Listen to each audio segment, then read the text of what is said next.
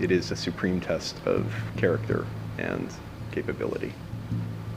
It's like being the father of a family of 150 fighting age males.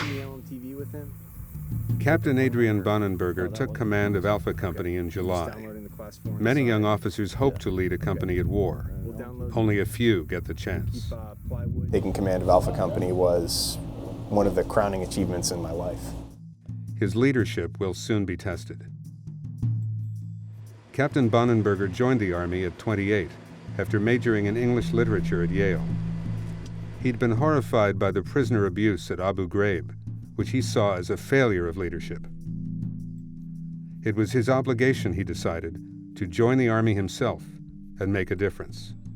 The thing that I like most about the Army, apart from the fact that it challenges me in ways that are very uncomfortable for me, morally, philosophically, physically, is that there is an opportunity in the world for a person to take responsibility not just for one's own actions, but for other people's actions. That's what being a leader in the Army is. Now that he commands a company, he's leading at a new level. Then also highlight specialized training conducted in the last 4 weeks. There's a built-in contradiction to his job. On the one hand, he has to advance into hostile areas and fight the enemy. On the other, he has to keep his men alive. Captain Bonenberger's mission is to move north. He thinks one of the most important first steps is to take control of a certain strategic hill. Due to high likelihood of AP mines on the hill. Heading into the operation, I was aware that there were mines up there. Captain Bonenberger brought along minesweepers to clear the area ahead of the soldiers.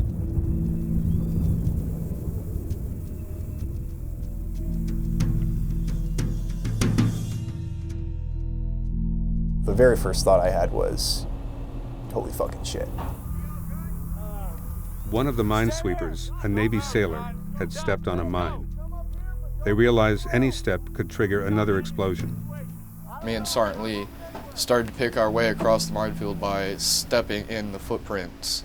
Every step I took, I just pretty much prayed that something didn't go off. And he said that his detector never even went off.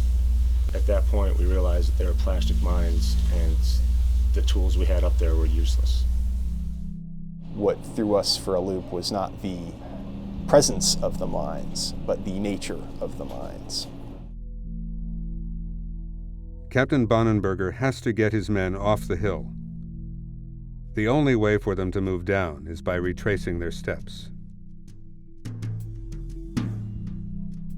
The first thing that went across my mind was that, somebody's died. God, my leg hurts.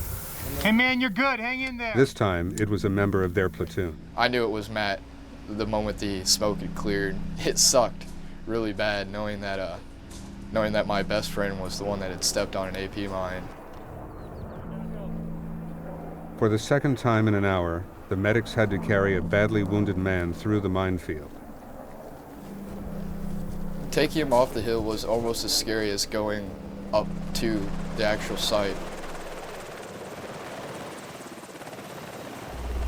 And it was surreal almost that this is actually happening.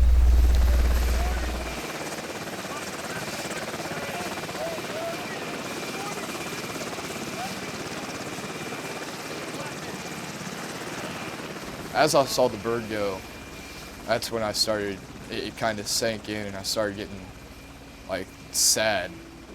He's my best friend and he had been hurt, and now knowing that he would be going back to the States and I'd be there still.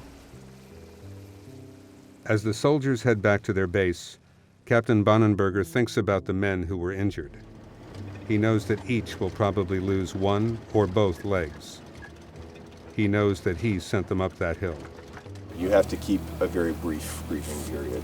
You dwell on something like that, you can't dwell on it. I think it's actually, in a weird way, better to be callous than to be overly emotionally engaged with things, because it's just not productive. What does that get me? What does that get Alpha Company? Nowhere. On top of managing his own emotions, Captain Bonenberger has to defend the decisions he made that put his men in danger. Some of the soldiers think he made a mistake. I did not agree with being up on that hill when there were mines there. You don't always agree with the commander's decisions, but as a platoon sergeant, as a soldier, as a leader, you have to make them your own. That's why you put the hard thought in up front. I know for a fact that I did everything that I possibly could to make sure that my guys were okay up on that hill. It was a damn thing that happened.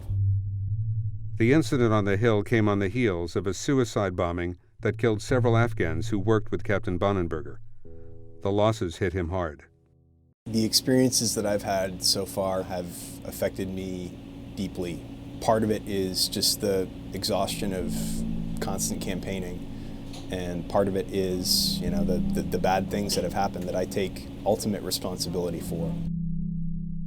For now, he has his soldiers to worry about and many more missions to plan before the deployment's over. When the battalion returns home, he'll face another big decision: whether to stay in the Army. I'm fairly confident, personally, that after this deployment, I will have had